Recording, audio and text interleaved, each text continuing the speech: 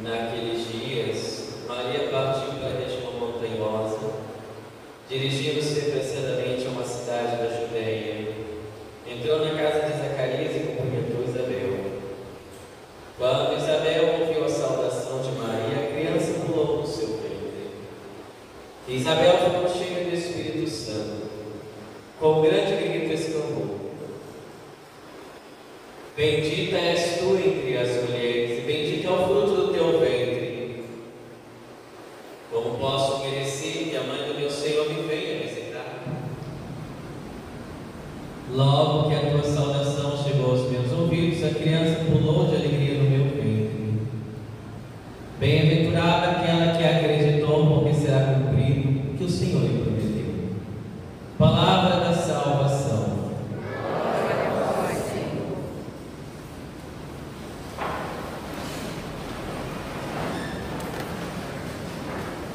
A primeira leitura nos vem mostrar uma realidade muito interessante. O profeta Miqueias, ele vive 800 anos antes da vinda de Jesus. 800 anos antes, Miqueias vai dizer o que nós ouvimos na primeira leitura.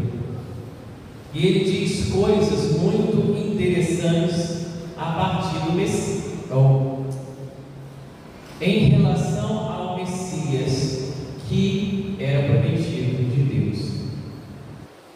Ele diz assim: assim diz o Senhor, tu, Belém de Éfrata, pequenina entre os povoados de Judá, de ti há de sair aquele que dominará Israel.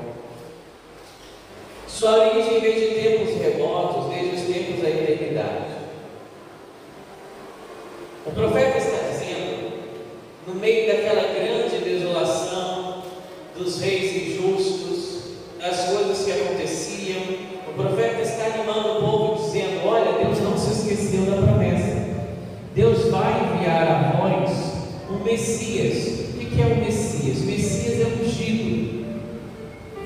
Hoje nós usamos a palavra Cristo, só que Cristo é do grego, né? E Messias vem do hebraico. Cristo é ungido, ungido mesmo com óleo. Por isso que daí vem o óleo do crisma, é o óleo da unção. Crismados, cristãos, são os ungidos. O Messias prometido por Deus era que o Cristo viria. O Cristo nasceria de Belém, em Belém. O Cristo seria esse ungido, que seria da família real, da família de Davi.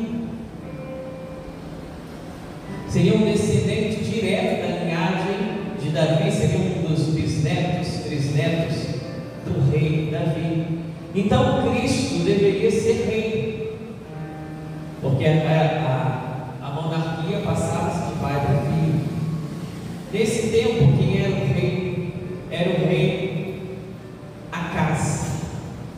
Acás era um rei mau, um rei ruim, um governante que não temia a Deus. No tempo de Miqueias, quem reinava era Acás, que era da família de Davi também.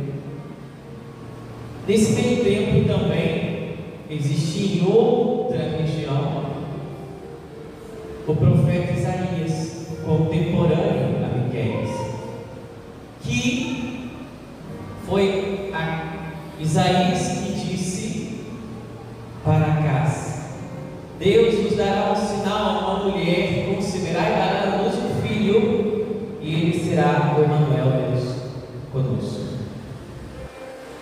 No tempo de Acás, o tempo mau, o governante ruim, o profeta Miqueias disse que Deus enviará sim, Deus cumprirá sim a promessa feita a Davi.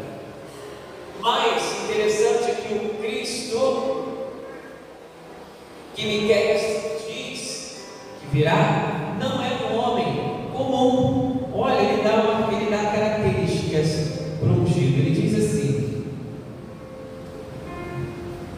sua origem, aquele que dominará Israel, sua origem é de tempos remotos, desde os dias da eternidade. Então ele vai dizer que o Cristo ungido de Deus é alguém que existe desde toda a eternidade. Imagina que na cabeça das pessoas, as pessoas não entenderam o que ele queria dizer. Como assim? Vem desde os tempos da eternidade. Estranho, né? Então, algo aqui já está diferente. Já não é um homem qualquer. É um homem que não tem origem. É um ungido que não tem origem. Esse ungido, o Cristo que não tem origem, ele é da família real, ele é rei, e ele não foi criado. 800 anos antes de Jesus, Miqueias já dizia isso. Só que tem um fato que eu gostaria de mostrar e lembrar. Ele continua dizendo: Deus deixará o seu povo no abandono, ou seja, sem o Messias, até o tempo que uma mãe der à luz. Ele não recuará, apacentará com a força do Senhor e com a majestade do Senhor, seu Deus. Será rei. Mas tem um fato importante: ele é eterno sim, mas ele tem mãe. Imaginemos, você tem pouco tempo para falar, entrega na sua mão uma caneta e um pedacinho pequenininho de papel. Você vai colocar ali aquilo que é importante, aquilo que é extremamente necessário que você saiba. Ele disse que o Messias tinha mãe, e que o povo ficará no abandono até que uma mãe der a luz. Desde o Antigo Testamento, o povo judeu traz uma consideração à mãe do Messias. Só que muito mais do que isso. No tempo de Miqueias, no tempo do rei Acás, 800 anos antes de Jesus, os reis tinham várias esposas, porque esposa era tido como título de riqueza. Quem tinha mais esposas, quem tinha muitas esposas, era uma pessoa mais rica. Acho que hoje é o contrário, né? Basta uma para torrar seu cartão e você ficar mais pobre. Não fique só com uma que já está dando muito trabalho. Fecha parênteses. Como o rei tinha muitas esposas, para não ficar com aquele tititi, aquela fofocada toda, quem que era a rainha? A mãe. A mãe do rei que era a rainha, não a esposa. A mãe. Quando Salomão é ungido rei, quando ele assume o trono, ele não assume o trono sozinho. Ele assume o trono com a mãe dele. Existe uma palavra no hebraico que se diz assim, Gebirá. Gebirá significa isso, a rainha mãe. Porque como eram muitas esposas, quem era a rainha não era esposa, igual a gente é acostumado a ver nos filmes da Disney. Não. Quem era a rainha era a mãe do rei. Então, se nós sabemos que Jesus é o Messias, que Jesus é da descendência de Davi, Jesus só não assume como rei, porque no tempo de Jesus, a monarquia de Israel já tinha sido tomada pelos impérios. Então eles perderam o palácio de Davi, foi destruído. Mas se no tempo de Jesus perseverasse a monarquia, Jesus seria rei. E a mãe de Jesus seria elevada à dignidade de rainha. Você consegue entender que quando eu falo que Maria é rainha, eu não estou falando no sentido espiritual, eu não estou falando no sentido afetivo, mas eu estou falando no sentido legislativo. Por lei e por direito, a mãe do rei, que é Jesus, que é descendente de Davi, seria a rainha. Maria é rainha, de fato, legítima, não de consideração. E essa mulher, a mãe do rei, Maria,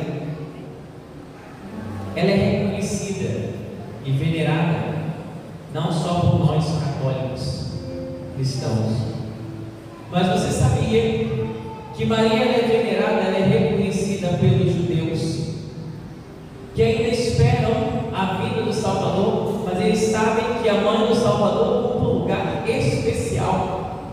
Eles sabem que a mãe do Salvador não é qualquer uma, eles sabem que a mãe do Salvador é a rainha mãe, é aquela escolhida.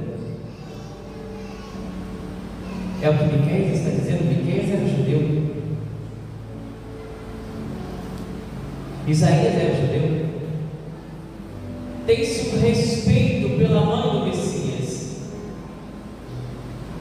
No islamismo, os muçulmanos também veneram Maria, mãe de Jesus. Eles têm uma devoção. No livro sagrado do islamismo, o Alcorão, tem escrito, inclusive, o anúncio do anjo a Maria. Até os muçulmanos reconhecem que Maria não é uma mulher qualquer, que existe algo diferente nessa mulher, que ela foi escolhida.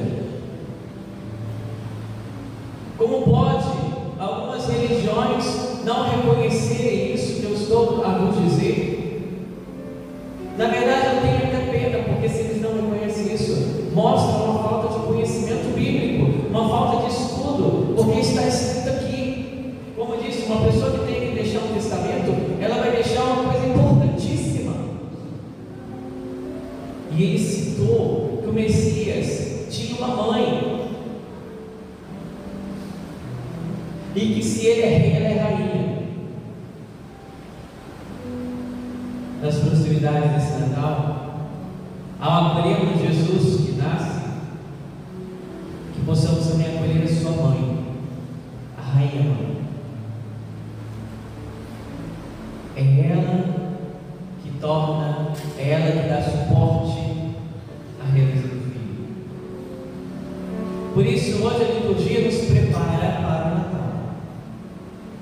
Que consideremos-la, que amemos-la e que possamos, sim, junto dela, nos preparar bem para esse Natal. Lembre-se disso. Se ela é venerada nas maiores religiões monoteístas, que é o cristianismo, o judaísmo e o islamismo, poderiam não haver de reconhecê-la como rainha.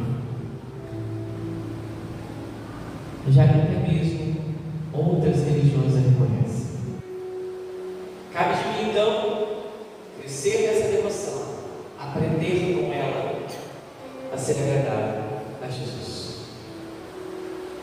Peçamos essa Eucaristia, essa graça a Deus, de entendermos os seus desígnios, de acolhermos também nesse Natal a mãe do Filho, não só o Filho que ela gerou. Louvado seja nosso Senhor Jesus Cristo. Creio em Deus,